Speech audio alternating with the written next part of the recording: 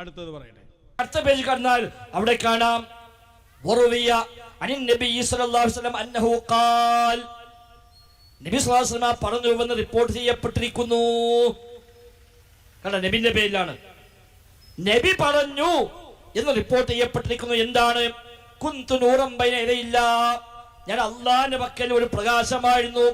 ഖബല യഖ്ലുഖ ആദമ B അൽഫൈ ആമിൻ, Adam നബിയെ സൃഷ്ടിക്കുന്നതിന്റെ 2000 കൊല്ലം മുമ്പ് അല്ലാഹുവിന്റെ മുമ്പിൽ ഞാനൊരു പ്രകാശമായിരുന്നു.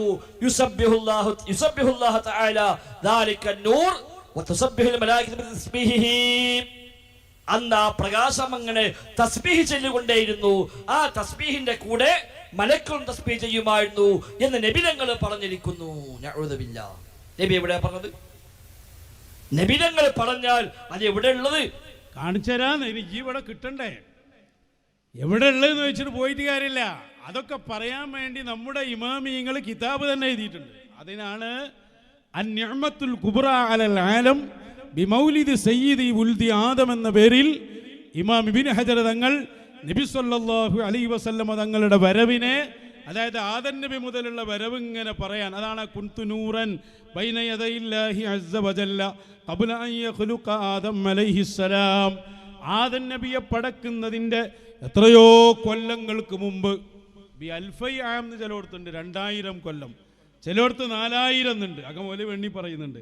അതതിന് മഫ്ഹൂമില്ല എന്നുള്ള കേവലം അറിവ് പോലുമില്ല. അത് അത്രയുള്ള അതിൻ്റെ അർത്ഥം. അതായത് അന്നത്തെ കൊല്ലല്ലേ, അന്നിവിടെ ഹിജ്റ വർഷം പിന്നെ നമ്മളെ ഈ വർഷമൊന്നും കണക്കൂട്ടുന്ന കാലമല്ല. അതിൻ്റെ അർത്ഥം എന്താ? അത്രയും കൂടുതൽ ഒരുപാട് കാലങ്ങൾക്ക് മുമ്പ് ആദം നബി അലൈഹിസ്സലാമിനെ പടക്കുന്നതിന് മുമ്പ് അതാ ഇമാം ഇബ്നു ഹജർ തങ്ങൾ തൻ്റെ കിതാബിൽ കൊണ്ടുവരികയാണ് കുന്തു നൂറൻ ബൈന യദയില്ലാഹി അസ്സ വജൽ.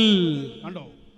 എന്നിട്ട് ഈ ഹദീസ് മുഴുവനും കൊണ്ടുവരുന്നു. ഫലമ്മ ഖലഖല്ലാഹു തആല ആദം ജഅല ദാലിക നൂറ ഫീ സുൽബിഹി, അങ്ങനെ ആദം നബി അലൈഹിസ്സലാമിനെ അല്ലാഹു പടച്ചപ്പോൾ അല്ലാഹു തആല ആദം നബിയുടെ മുതുകിൽ അല്ലാഹുവിൻ്റെ റസൂലിൻ്റെ നൂറിനെ നിക്ഷേപിക്കുകയാണ്.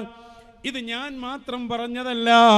ഹിജ്റ 408 വഫാത്തായ ഇബ്നു അസാക്കിർ തങ്ങൾ താരീഖു ദിമസ്കിൽ ഉദ്ധരിച്ചിട്ടുണ്ട്.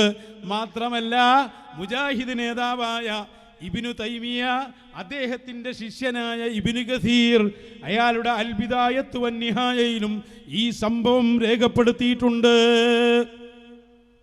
എവിടെ നോക്കിയാ മൗലവി മങ്കൂസ് മൗലിദ് അർത്ഥം വെക്കണം? ഇതിലൊക്കെ